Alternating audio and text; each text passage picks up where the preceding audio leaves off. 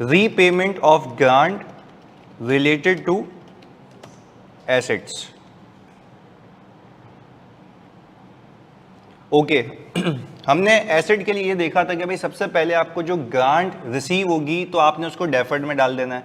तो हम अज्यूम करते हैं कि कंपनी ने ग्रांट रिसीव की है, कोई अज्यूम कर लेते हैं कि भाई 2 लाख रुपए की। तो हमने एंट्री क्या बनाई होगी, cash debit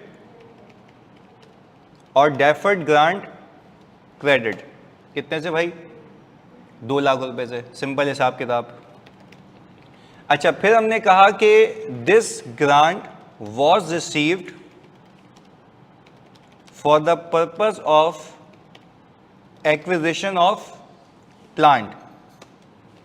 useful life of plant is 5 years. Plant was acquired at a cost of rupees 1 million. तो सर प्लांट 1 million का है, आपको उसने पैसे कम क्यों दिए हैं? हाँ जी, क्योंकि उसने फंडिंग की है, तो हो सकता है वो उससे कम हो। मैं आपसे ये पूछ रहा हूँ कि अगर मैं कह रहा हूँ प्लांट एक्वायर किया at a cost of rupees मैंने ऑन जनवरी 1 2020, तो मैं इस दिन पे क्या एंट्री बनाऊंगा जनवरी 1 2020 पे? प्लांट डेबिट और कैश क्रेडिट। कितने से भाई? 1 million से। ये तो हिसाब किताब हो गया डे 1 का। अब आपको ये याद आना चाहिए, हमने ये सीखा था इस गवर्नमेंट ग्रांट के कॉन्सेप्ट के अंदर कि जब आपको एसेट रिलेटेड ग्रांट रिसीव होती है तो आपके पास 2 तरीके होते हैं। एक होता है नॉमिनल वैल्यू और एक होता है फेयर वैल्यू। सर हम यहाँ पे लिख लेते हैं कि ये कंपनी की पॉलिसी है कि नॉमिनल वैल्यू या नेट मेथड अकाउंटिंग को फॉलो किया जाता है। तो आप मुझे बताएं इसका सेकंड स्टेप क्या होगा? नेट कर देंगे। तो एंट्री बताओ क्या बनाऊं इसी दिन पे? वेरी गुड, हमने कहा जनवरी 1 2020 के ऊपर एक ये एंट्री बनी थी और इसी पहले दिन के ऊपर मैं एक और एंट्री बना दूंगा। सर आप डेफर्ड ग्रांट डेबिट कर लेंगे और प्लांट को कितने से? 2 लाख रुपए से। यहां तक क्लैरिटी है? ये तो हो गई पहले दिन की एंट्री। अच्छा, अब आप मुझे ये बताएं कि आपकी किताबों के अंदर क्या कोई डेफर्ड बच गया या सब जीरो हो गया? तो वो जीरो होके कहाँ नेट हो गया? प्लांट की कॉस्ट में नेट हो गया। तो आगे जाके आपने कुछ इनकम बनाना है? नहीं, या खुद ब खुद डेप्रिसिएशन कम आएगा क्योंकि वो नेट हो चुका है, सही ना? क्योंकि नेट रिप्लेसमेंट में फ़ायदा यही है कि आपको अलग से उसको कैरी करने की कोई नीड नहीं है। मुझे आप ये बताएं पहले साल का डेप्रिसिएशन कितना होगा? तो आपने कहा कि सर अगर मैं यहाँ पे आ जाऊँ 31 दिसंबर 2020 पे, तो आपने डेप्रिसिएशन कुछ ऐसे निकाला होगा, 800,000 को डिवाइड किया होगा किससे? 5 years से। 5 से ना, क्योंकि लाइफ कितनी है? 5 साल है। तो हमने कहा कि सर हमने यहाँ पे 800,000 को डिवाइड किया 5 से, तो 1,60,000 रुपये का डेप्रिसिएशन आ गया। सर मुझे बताएं आप इसको एसेट की लाइफ पे क्यों लेके जा रहे हैं? क्योंकि बेनिफिट तो ओवर द यूजफुल लाइफ। बिल्कुल। तो देखो कहने का मतलब ये कि जब हमने पीपी खरीदा तो इसका यूजेज कितने सालों में जाएगा? 5 सालों में जाएगा। तो हमने उस ग्रांट को नेट भी कर दिया, वो भी 5 सालों में स्प्रेड हो रही है। यानी जो फायदा अलग से रिकॉर्ड होता है वो पीपी में नेट होकर रिकॉर्ड हो रहा है। ये हमने बहुत बेसिक पे सीखा था। अच्छा, अब अज्यूम करें कि कोई गवर्नमेंट ने कंडीशन लगाई है और कंडीशन ये लगाई है कि आपने अपने एम्प्लॉयज को 3 साल तक रखना है, कोई भी जानना नहीं चाहिए, नहीं, मिनिमम लेवल ऑफ एम्प्लॉय 200 है, हमने कंडीशन लगाई है, पर ये asset related to grant asset है। क्लियर है? अच्छा, हमने कहा पहला साल गुजर गया, हम आ गए दूसरे साल पे। दूसरा साल कौन सा हो गया? 2021। मुझे आप एक बात बताओ, अगर स्ट्रेट लाइन मेथड है फिर 8 लाख को मैंने किससे डिवाइड किया होगा? 5 से। तो अगले साल का डेप्रिसिएशन फिर यही आया होगा। मैं आपसे पूछूं दूसरे साल के आखिर में मेरे एसेट की कैरिंग अमाउंट कितनी है? जल्दी बताओ। दूसरे साल के आखिर में मेरे एसेट की कैरिंग अमाउंट कितनी है? 480।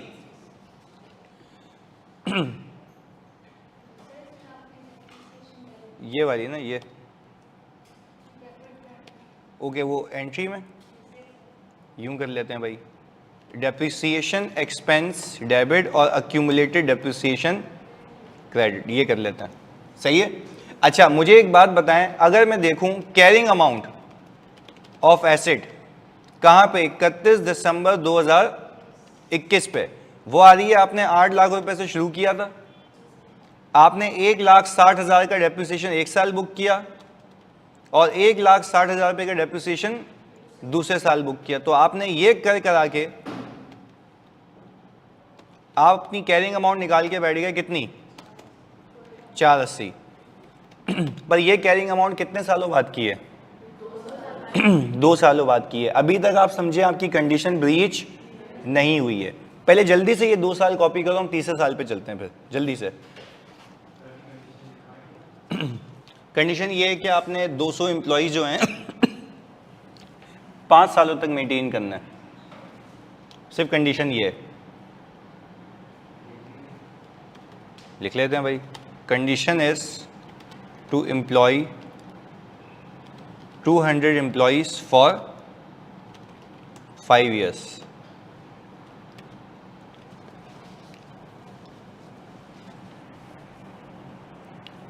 Second, government put any condition for fulfillment of grant, although they are non-monetary, like in this case employee। yes, तभी तो किया हुआ है भाई, उसने आपको कहा कि मैं प्लांट के पैसे दे रहा हूँ, पर क्या ऐसी हवाओं में दे रहा हूँ या कोई सेकेंडरी कंडीशन है? तो सेकेंडरी कंडीशन क्या है, 200 एम्प्लॉय रखने हैं आपने, तो इन एनी केस 200 एम्प्लॉय तो रखने हैं, पर ये ग्रांट रिलेटेड टू एसेट ही है, वो कभी भी चेंज नहीं होगी। तो आपने इसको बेनिफिट को स्प्रेड करना है over the life of asset. पर दूसरी शर्त यह है कि आपने 200 एम्प्लॉयज़ को रखना ही रखना है, और in case if you breach आपने पैसे वापस करने होंगे। अभी देखते हैं आगे। लाइक गवर्नमेंट की तरफ से कोई कंडीशन ना हो, ना ही गवर्नमेंट ने एसेट के लिए दिए हों। हाँ भाई देखो, मानिया कह रही है गवर्नमेंट ने अगर आपको ऐसे ही पैसे दे दिए, कुछ भी नहीं बोला, तो क्या करेंगे? इनकम कुछ डेफर्ड वेफर्ड करने की नीड है। मैंने जो आपको MCQs वाला सवाल दिया था ना, उसमें भी था ऐसा। गवर्नमेंट ने कहा था ना कि आपको ऐसे ही जनरल फाइनेंसिंग दी है मैंने, तो वो सीधी सीधी क्या बन गई थी, इनकम। वो दोनों पास पेपर के थे। सर गवर्नमेंट अगर हमें जनरली फाइनेंसिंग के लिए कोई ग्रांट दे, जिससे हम इमीडिएटली इनकम भी बना लेते हैं, लेकिन हम अगर खुद अपनी मर्जी से उससे एसेट खरीद लें, नहीं देखो भाई, अगर गवर्नमेंट ने आपको पैसे दे दिए और बगैर किसी कंडीशन के दे दिए, तो अगर हमारी खुद की मस्ती है कि मैं एसेट खरीदना चाहता हूँ, that doesn't allow me to defer the grant. आप उसको इनकम फौरन से बनाएंगे, क्यों? क्योंकि अनकंडीशनल ग्रांट है। हाँ, अगर गवर्नमेंट आपको पैसे दे रही है for the sake of acquiring asset, लिख के दे रही है कॉन्ट्रैक्ट के अंदर, तो वो हो गई ग्रांट रिलेटेड टू एसेट।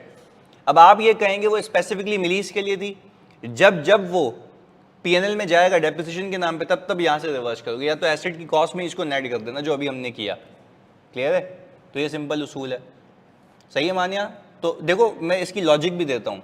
आपका सवाल ये होगा कि सर अगर मुझे ऐसे ही पैसे मिल गए और मैंने उससे एसेट खरीद लिया, तो उसको डेफर क्यों नहीं होना चाहिए? भाई आपकी डिस्क्रिशन थी ना, आप चाहे तो एक्सपेंस कर लेते उससे, तो अगर एक्सपेंस कर लेते तो सीधी सीधी इनकम हो जाती है आपकी। और क्योंकि आपको जब ऐसे कभी पैसे मिलते हैं, तो वो ऑलरेडी किसी पास्ट फुलफिल कंडीशन में मिलते हैं, ना कि फ्यूचर कंडीशंस के लिए, तो वो तो आपका राइट ऑलरेडी होता है। बट सर ऐसे केस में तो जब डेप्रिसिएशन रिकॉर्ड होगी, तो उससे हमारा एक्सपेंस तो उस हद तक रिकॉर्ड नहीं होगा ना, क्योंकि मैं वही तो कह रहा हूँ ना बेटा, आपको एसेट के लिए पैसे मिले ही नहीं है। वो कह रही है सर अगर मुझे एक्सपेंस के, मुझे ऐसे ही जनरली पैसे मिल गए और मैंने उससे एसेट खरीद लिया, तो वो तो आपको कह रहा था ना मैंने आपके जनरल ऑपरेशंस के लिए पैसे दिए। अब आप एक्सपेंस पे खर्च करें या एसेट पे खर्च करें, मैंने कोई कंडीशन आयद नहीं की है, तो इसलिए आपकी इनकम बना दी गई आज के आज।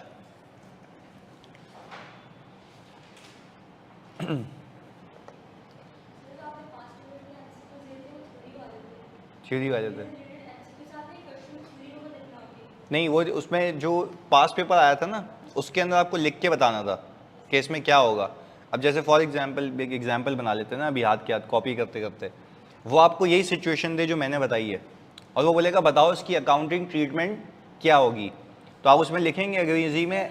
हाँ, आप उसमें सबसे पहले लिखेंगे at first that at the time of receipt of grant we will book cash debit and deferred grant credit, and if the company's policy is to follow nominal value method, then we will net off this deferred grant with the cost of PP. बस वही जो मतलब एहसास हैं, वही जज्बात हैं, वही आपने इंग्लिश में लिखना है। तो इतना सा है। तो वो बच्चे जो कंफ्यूज होते हैं ना, ये थ्योरी है, वो एप्लीकेशन है। विजय कुमार कह रहे हैं सर ये मंडे हो गया, आपकी बुक नहीं आई। आ जाएगी यार।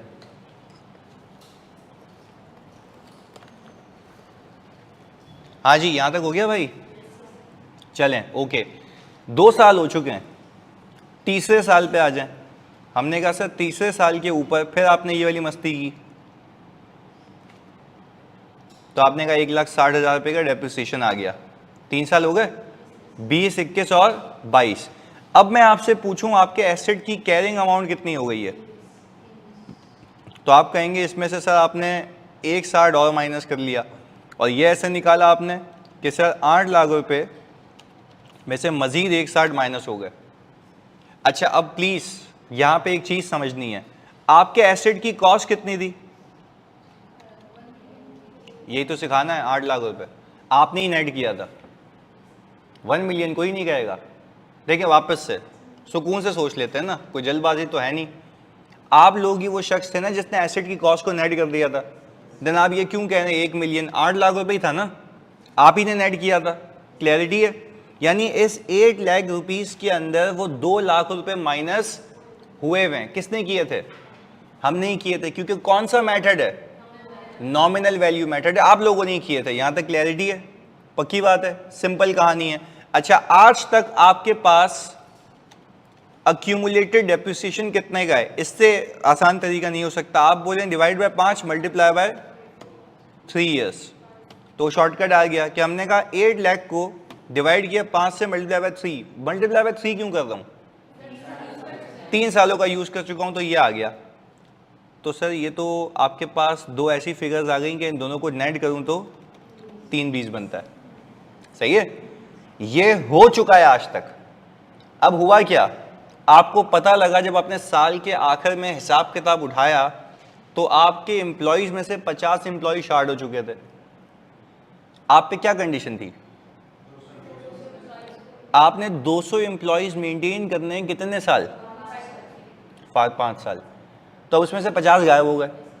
अच्छा, गवर्नमेंट आ गई। अब गवर्नमेंट कह रही है भाईजान आप मुझे अब 70% पैसे वापस करें। कितने परसेंट? 70% पैसे। यानी अब हम ये कह रहे हैं ऑन 31 दिसंबर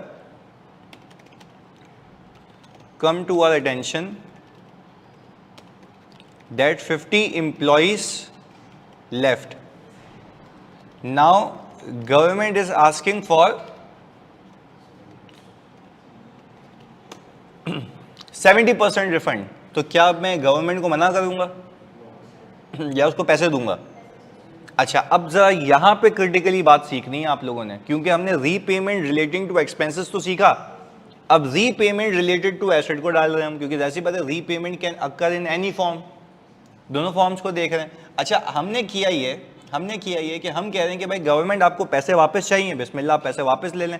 हमने सबसे पहले एक एंट्री बनाई, कैश को कर दिया क्रेडिट। सही है? इसको यहां से हटाते हैं, इन दोनों को यहां से हटाते हैं। हमने बोला कैश को कर दिया क्रेडिट। कितने से? सर आपने कहा 2 लाख उसने दिए थे, उसमें से वो मुझसे कितने मांग रहा है? 70%। तो हमने कहा 2 लाख का 70% बनता है 140। हमने कहा ये वापस ले लो। अच्छा, फिर मैं दिमाग लगाने लगा। जब मुझे पैसे मिले थे तो मैंने पहले डेफर्ड में डाले थे, और डेफर्ड से एसेट की कॉस्ट को रिड्यूस कर दिया था। इस बात पे एग्रीड हो? अब आप तसव्वुर करें कि जब आपसे गवर्नमेंट ने पैसे वापस मांग लिए हैं, तो जो आपने अपने एसेट को रिड्यूस कॉस्ट पे रखा हुआ था, क्या वो रिड्यूस कॉस्ट पे होना चाहिए, वापस इनहांस हो जाना चाहिए? तो पहले नेट क्यों किया था? पहले पैसे मिले हुए थे, आपने कहा था उतने का मुझे एसेट पाई नहीं, मेरी जेब से लगे ही नहीं है। पर क्या अब आपको ये बात कंफर्म हो चुकी है कि 140 आपकी जेब से मजीद लग चुके हैं, जो आप ही बेवकूफ़ी में नेट करके बैठे हुए हो? अब वापस से मैं पीपी को क्या करूं? इनहांस कर दूंगा। तो मैंने कहा भाई प्लांट को मैं डेबिट कर दूंगा 140। तो यहाँ पे अंग्रेजी लिखते हैं, we will increase the cost of plant, या PP with the amount of repayment. जब भी ग्रांट रिलेटेड टू एसेट होगी, आपको गवर्नमेंट बोलेगी पैसे वापस करो, आप बोलो ये लो पैसों वापस, और मैंने एसेट में जो भी नेट किया हुआ था वापस रिकूप कर दिया, मैंने वापस एनहांस कर दिया। क्या यहां तक बात समझ आती है? देखो लॉजिक है ना, आप ही वो शख्स थे जिसने नेट किया था। वो नेट इसलिए किया था क्योंकि आप कह रहे थे कि वो 2 लाख रुपए मेरी बचत है। अब क्या वो 2 लाख रुपए बचत है या उसमें से सिर्फ 60,000 रुपए बचत है? तो 60,000 तो ऑलरेडी नेट हुए हुए ना, इवन 2 हुए हुए थे, हमने 140 को वापस रीइंबर्स कर दिया। ये बात। अब दूसरी एंट्री क्या है? अब जो आपने आज तक डेप्रिसिएशन सेव किया था वो वापस बुक करो। 2 लाख रुपए पे या 140 पे? 2 पे क्यों नहीं?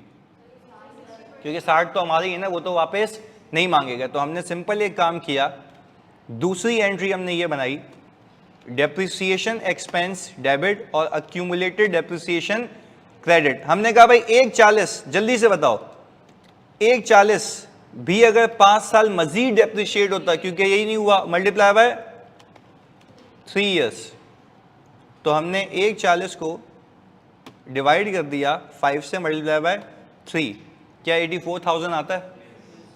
अच्छा, क्या इस बात को मानते हो कि ये जो 84,000 का डेप्रिसिएशन है वो कभी बुक ही नहीं हुआ? अच्छा, बुक तो अल्लाह की कसम 2 लाख पे नहीं हुआ, जिसमें से मैं कह रहा हूं अभी भी 60,000 रुपए पे नहीं होना चाहिए, तो हमने नहीं किया। पर जो 140 है जो आपने वापस कैपिटलाइज किया, तो क्या उसके ऊपर आज तक 3 सालों में डेप्रिसिएशन की बचत हुई थी? पर क्या अब बचत होनी चाहिए या पूरा का पूरा बुक करूं? पूरा का पूरा बुक करूं, क्योंकि आप कहेंगे कि जब एक चीज मेरी सेविंग ही नहीं है तो मैंने उसको वापस से कैपिटलाइज किया और वापस से उसका आज तक का डेप्रिसिएशन आज बुक कर लिया। अब एज इफ ऐसा हो गया, मैं तुम लोगों से यहाँ पे पूछता भी हूँ, अब एज इफ ऐसा हो गया कि आपकी कॉस्ट ऑफ प्लांट यहाँ पे लिखते हैं रिवाइज्ड, कितनी हो गई? चलिए सर यहाँ पे बना के देख लेते हैं ना। आपने कहा 8 लाख रुपए थी, आपने उसमें 140 वापस जमा कर लिए, तो आपने कहा very good sir, 8 lakh plus 140, 940 हो गया।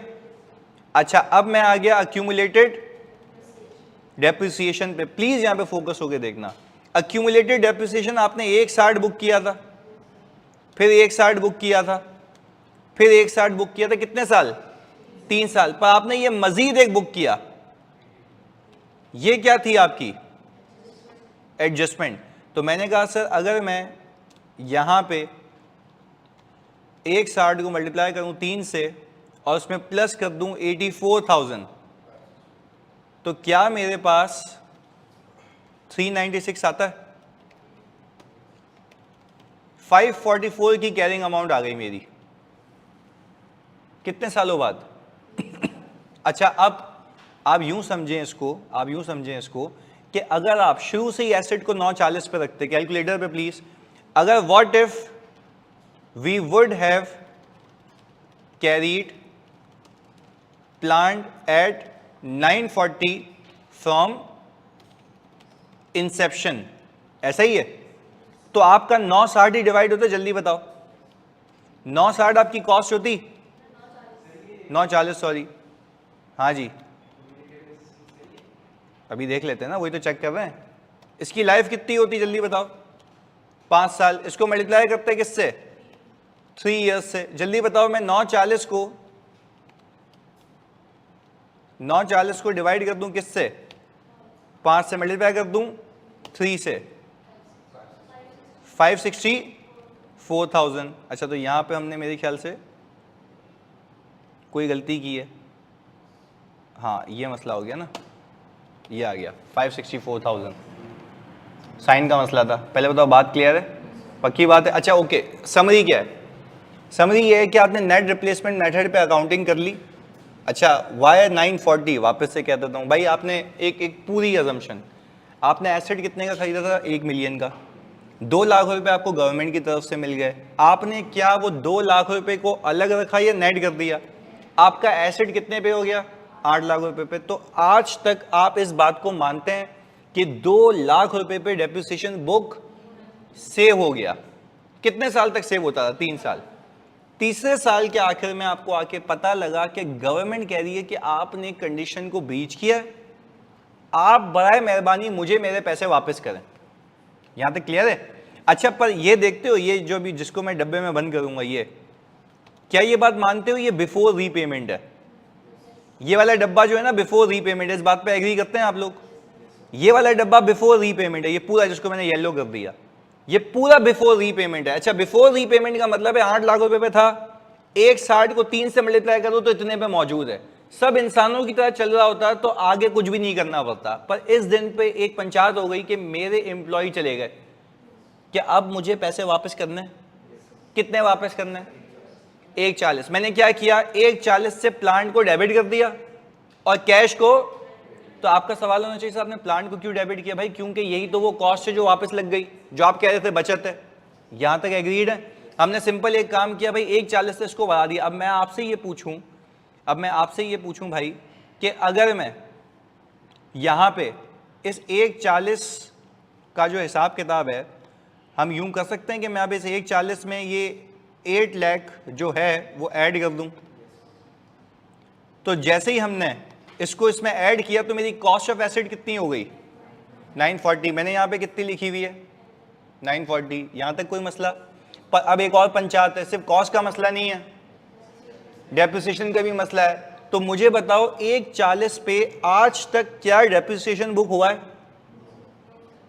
पर अगर ये कैपिटलाइज हुआ होता तो क्या होना चाहिए? कितने साल? तो मैंने सिंपल एक काम किया, मैंने उसके ऊपर मजीद डेप्रिसिएशन बुक कर लिया 84,000 रुपए का। अब मैं सिंपल एक काम करूं, मैं इसमें पुराने वाले एक्यूमुलेटेड में इसको ऐड कर दूं तो 480 प्लस 84,000 कितना बनता है? 564। तो हमने भी तो यही किया, मैंने बोला अब देखो सब कुछ सही करके क्या बन गया। तो आपने कहा कॉस्ट ऑफ प्लांट कितना हो गया? 940। Accumulated depreciation, net book value 376। पर ये हुआ है रीइंबर्समेंट के बाद। क्लैरिटी है? फिर मैंने कहा देखो अगर अकाउंटिंग सही की है नहीं की है ये कैसे पता लगेगा? आप तसव्वुर करें कि शुरू से एसिड कितने पे चल रहा होता? 940 पे। तो कितने साल डेप्रिशिएट होता? 5। कितने हो चुके हैं? तो आज तक का डेप्रिसिएशन 564,000। तो 940 में से 564 माइनस करेंगे तो 376 आ गया।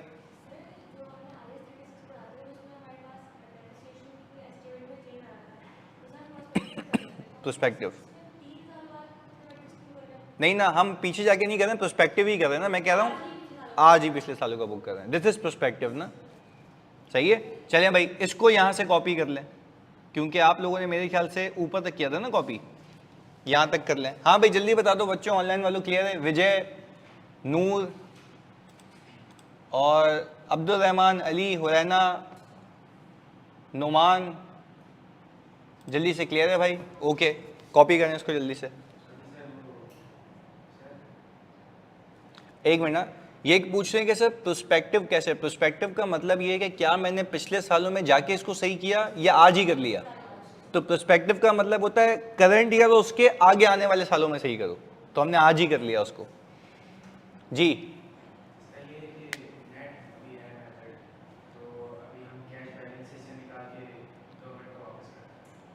नेट का मतलब होता है कि आपने एसेट में नेट किया हुआ था।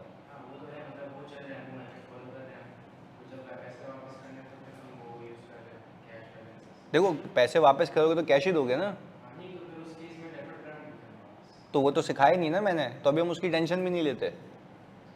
देखो अगर तुम अपने हिसाब से सोचोगे ना कि उस मेथड में क्या होता, मैं उस जगह होता तो क्या करता, तो वो भाई कराएगा ना, उस वक्त तो पहुंचने दे।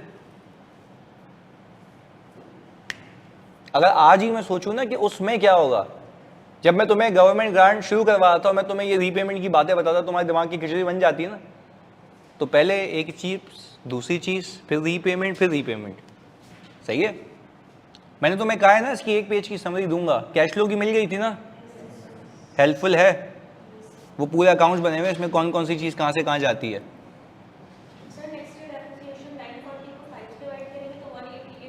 यस बिल्कुल ऐसा ही है। अगले साल का डेप्रिसिएशन ज़्यादा हो जाएगा क्योंकि आपने अपनी कॉस्ट को रीइंबर्स कर दिया, और तो पीछे का डेप्रिसिएशन कहाँ गया? वो बुक कर लिया, एडजस्ट हो चुका है। सही है? खत्म होने वाला है।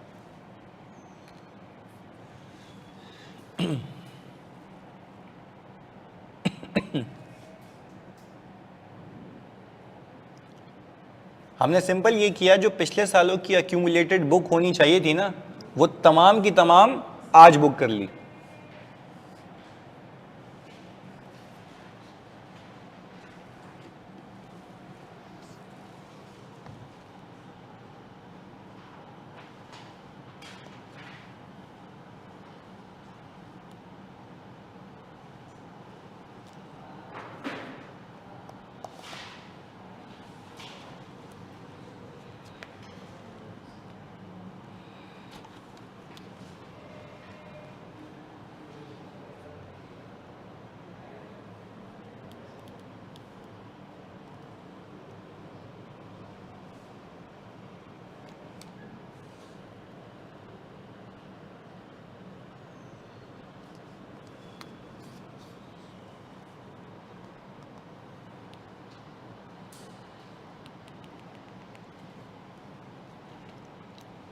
भाई अली कह रहे हैं सर कंडीशन ब्रीच पर पेनल्टी हो सकती है। बेटा ये पैसे वापस मांग रहा है, ये क्या पेनल्टी नहीं है?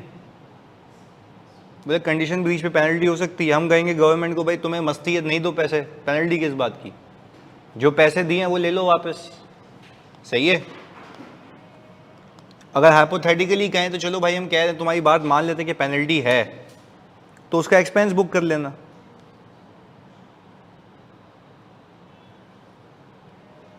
हाँ भाई स्क्रॉल करूं?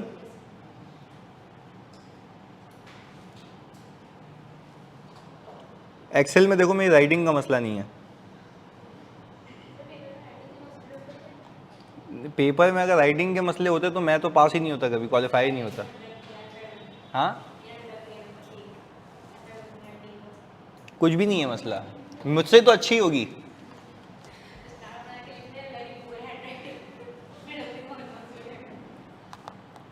नहीं वाकई अगर राइटिंग पे होता तो मैं तो कभी नहीं क्वालिफाई होता। मैं जब ऑफिस में रिव्यू करता हूँ ना तो अजीब सी राइटिंग होता हूँ तो बच्चे खुद समझते हैं उसको कि क्या लिखा है इसने।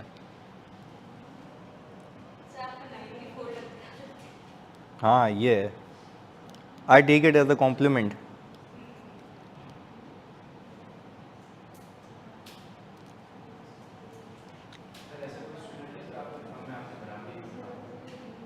मेरी बराबरी पे अभी पैदा नहीं हुआ। नहीं ये तो बच्चे हैं ना यार, अभी तो क्या मेरे स्टूडेंट हाँ क्वालिफाई हो चुके हैं, बट अभी सुपरवाइजर होंगे, असिस्टेंट मैनेजर होंगे। I am about to become a director.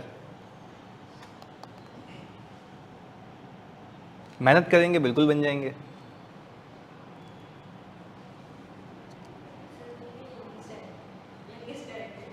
Youngest अभी तक फिलहाल यंगेस्ट सीनियर मैनेजर, बट इंशाल्लाह on it. May be EY Pakistan, may be EY Dubai. हाँ जी विजिबल है ये, इसको थोड़ा सा और सही कर लेते हैं।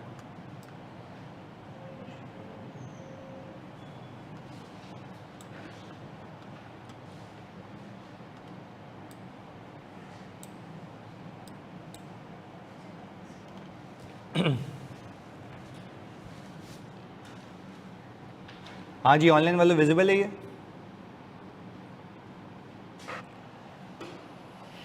ओके आओ जी देखते हैं। यहाँ पे सबसे पहले आपको 7 लाख रुपीज़ रिसीव हुए हैं, तो हम यहाँ पे कैश डेबिट कर रहे हैं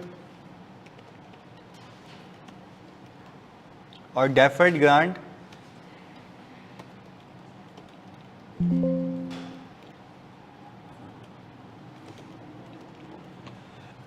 पूरे पैसे रिसीव हो गए। ये डेट कौन सी है?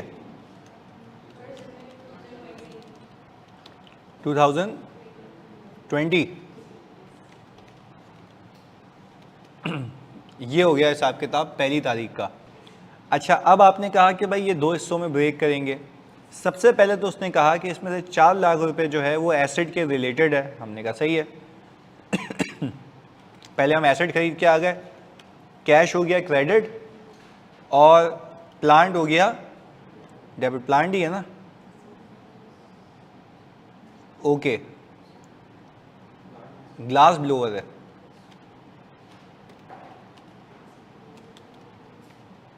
एसेट हो गया भाई, कितने का खरीदा ये? 1.2 मिलियन का। अब जो वो डेफर्ड में मौजूद है, क्या सबका सब डेफर्ड में रहने दूं या कुछ रिवर्स करके एसिड में नेट कर दें सर? तो आपने कहा कि इसी दिन के ऊपर, और ये हो जाएगा ग्लास ब्लोअर एसिड क्रेडिट कितने से, यहाँ तक सही किया था। अच्छा जी, अब हमने कहा हम आ गए 31 दिसंबर 2020 पे। 31 दिसंबर 2020 पे आपने कहा आपका एसिड हो चुका है 8 लाख रुपए का, इसको डिवाइड करेंगे 8 ईयर्स से, तो आपके पास डेप्रिसिएशन आ गया, डेप्रिसिएशन एक्सपेंस डेबिट और एक्यूमुलेटेड डेप्रिसिएशन क्रेडिट 1 लाख रुपए से। ये भी सही किया था। पर सर इसी साल एक और कारस्तानी होगी कि आपका जो एक्सपेंस डेबिट होगा और कैश क्रेडिट होगा। मैं सवाल में गया, मैंने देखा कि भाई हमारे पास जो 3 लाख रुपए थे उसमें से मुझे 1.2 मिलियन एक्सपेंस के तौर पे करने थे, वेज एक्सपेंस, और पहले साल में वेज एक्सपेंस कितना हुआ है 5 लाख रुपए। तो हमने कहा कि भाई यहाँ पे हम लिख देते हैं वेज एक्सपेंस 5 लाख रुपए। अब मुझे एक बात बताओ, पहले तो ये देख लो कि रीइंबर्समेंट का कितना % आप कंडीशन कंप्लाई कर चुके हो। तो आप कहेंगे कंडीशन सेटिस्फाइड हो चुकी है, 5 लाख को डिवाइड कर दूं मैं 1.2 मिलियन से। तो आपने कहा सर ये जो परसेंटेज कंप्लीशन आ गई वो ये आ गई 41.67। अब हमने एक एंट्री बनाई होगी डेफर्ड ग्रांट डेबिट और ग्रांट इनकम क्रेडिट। ये ऐसे निकाली होगी सर, आपको जो ग्रांट की मद में पैसे मिले थे वो कितने थे 3 लाख, 41.67%। और आपकी परसेंटेज रीइंबर्समेंट कितनी थी वैसे? 3 लाख को डिवाइड कर दो 1.2 से कितना आता है 25%।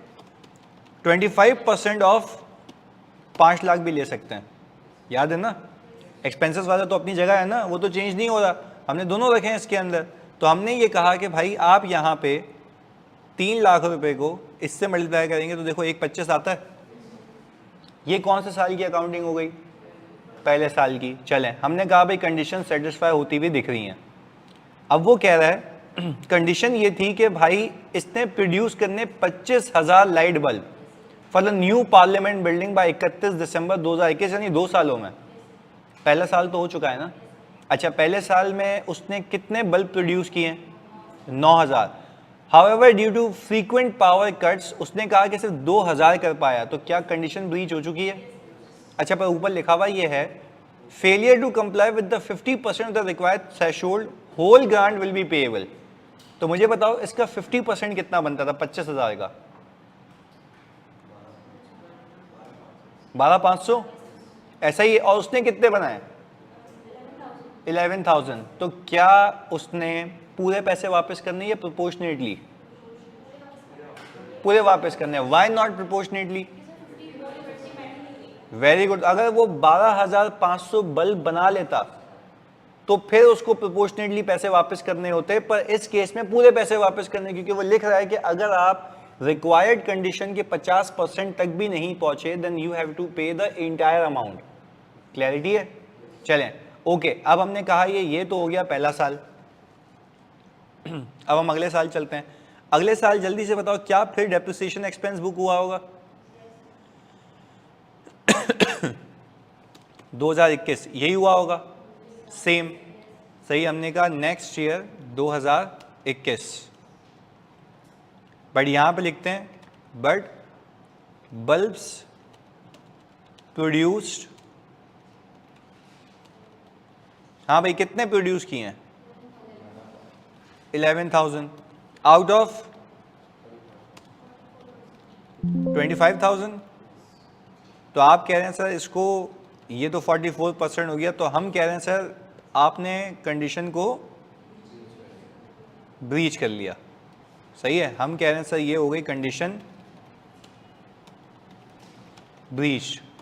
हाँ भाई, क्या करें, पैसे वापस दे दें सारे के सारे? तो मुझे एक बात बताओ, कैश मैंने कर दिया क्रेडिट 4 लाख रुपए से, डेबिट क्या करूं?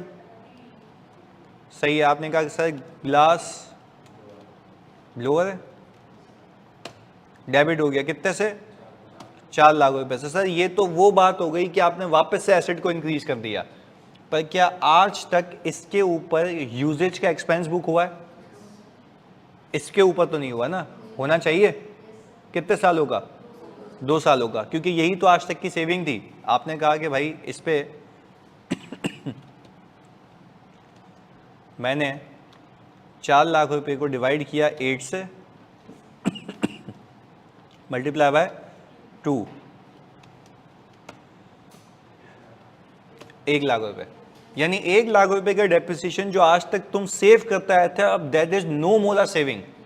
तो 4 लाख रुपए का पूरा 8 साल का डेप्रिसिएशन क्यों नहीं बुक किया? सर बाकी तो होगा ना, जब वो यूज होगा। तो यूज कितना हो चुका है? 2 साल। तो मैंने डेप्रिसिएशन कितना बुक किया? 2 साल का। बाकी कब होगा? आगे। क्लियर है?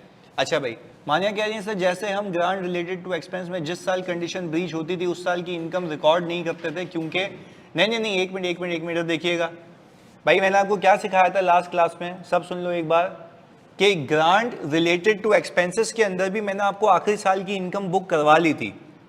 मैंने कहा इनकम बुक कर ले, फिर देख लें कितनी रिवर्स होनी चाहिए, तो ऑटोमेटिकली वो एडजस्ट हो जाएगी। मानिए क्लियर रखो इसको। सही, मैंने दोनों केसेस करवाए थे कि भाई जिस साल कंडीशन ब्रीच भी हो गई है ना, उस साल की भी इनकम बुक करवा ली थी। मैंने कहा अज्यूम करो आपको साल के आखिर में पता लगा है, ताकि जिंदगी आसान रहे कि होनी कितनी चाहिए थी, हुई कितनी है। सिंपल मानिए, उसमें कंफ्यूजन नहीं करना। सही है, जल्दी बताओ क्लियर है? हमने 2 एस्पेक्ट्स को अलग रखा है। मैंने अभी जो भी केस करवाया था ना पीछे, और इवन जो आपको क्विज में भी दिया था, उसमें यही किया था मैंने कि मैंने पहले आखिरी साल की इनकम बुक करी थी और फिर उसको रिवर्स किया था, एज इफ कि आखिर में जाके पता लगा है मुझे। सही है ना? तो इसमें भी भाई जाहिर सी बात है, अगर आपने यूनिट्स प्रोड्यूस नहीं किए तो आपको कब पता लगेगा? साल के आखिर में। तो साल के आखिर तक पहले आपने जितना डेप्रिसिएशन बुक करना था किया, बाद में रिवर्स कर दिया। सिंपल। एसेट के केस में ये दोनों एक्सपेक्ट्स नहीं हो सकते, नहीं करने ना दोनों एक्सपेक्ट्स। सिंपल है, एक लॉजिक रखो ना कि आपने एसेट को डेप्रिशिएट किया, आपने कहा भाई मैंने 4 लाख रुपए पे सेविंग रखी हुई जो कि अब होनी मैंने डेप्रिसिएशन बुक करके खत्म कर दिया उसको। भाई बात क्लियर है? अच्छा, अब इसके अंदर रिलेटेड टू एक्सपेंस भी तो था। मुझे जल्दी बताओ, रिलेटिंग टू एक्सपेंस के अंदर मजीद तुमने कितनी कंडीशन सेटिस्फाई की इस साल? Expense related. हम सवाल में चलते हैं। हमने देखा, मुझे बताओ दूसरे साल में और कितना खर्चा किया? 450 2021 में, तो आपने कहा 450। अब मजीद कितनी सेटिस्फाई हो गई? 37.5। आपने कहा कि सर अगेन यहां पे डेफर्ड ग्रांट डेबिट और ग्रांट इनकम, पर इससे पहले एक एंट्री बनेगी एक्सपेंस की, ऐसा ही है ना? हमने कहा कि भाई वेजेस, एक्सपेंस, डेबिट और कैश कितने से भाई? 450 से। अब आपने कहा कि भाई डेफर्ड ग्रांट आपने ये किया, अब इसको निकालने का तरीका है। आप कहेंगे या तो मैं 450 को मल्टीप्लाई कर लूं किससे? 25% से, या तो जो मुझे पैसे मिले थे वो 37.5% से। तो मैंने कहा ये मैंने मल्टीप्लाई कर लिया। सही है, ये हिसाब किताब हो गया आपका, कोई मसला? तो यानी आपको ये भी समझ आता है कि जब मैं ग्रांट रिलेटेड टू एसेट पे आऊँगा, उसकी रीपेमेंट होगी, तो उसमें 2 चीज़ें तो हैं। जितने पैसे वापस कर रहे हो वो कैश क्रेडिट करो, उससे पीपी को इंक्रीज कर दो, क्योंकि आपने पीपी को क्या किया हुआ था? कम किया हुआ था। और देखो ये जो कॉस्ट आपकी जेब से लग चुकी है वो कितने साल यूज हो चुकी थी? तो 2 सालों का डेप्रिसिएशन बुक किया और आगे फिर अकॉर्डिंगली लेके चलना। बात क्लियर है? अब हमारा एक कॉन्सेप्ट रह गया, बल्कि 2 कॉन्सेप्ट रह गए कि आपको लोन मिलता है और लोअर रेट पे मिलता है तो क्या करना है वो सीखते हैं। तो अब 2 कॉन्सेप्ट रह गए। एक, अगर आप एसेट में नेट ना करें तो डेफर्ड अलग चल रहा होगा, उसका क्या ट्रीटमेंट है वो भी बहुत आसान है। और दूसरा ये है कि अगर मुझे इंटरेस्ट रेट से लोअर मिलता है मार्केट से तो क्या अकाउंटिंग करनी है वो देख लेंगे। सही है? तो वो भी टेक्निकली गवर्नमेंट की तरफ से ग्रांट होगी। तो मिलते हैं अगली क्लास में। आज जो क्विज आएगा वो ये सब चीज़ें कवर कर रहा होगा। सही है? मैं PDF दे देता हूँ आपको। चलो जी, अल्लाह हाफिज़।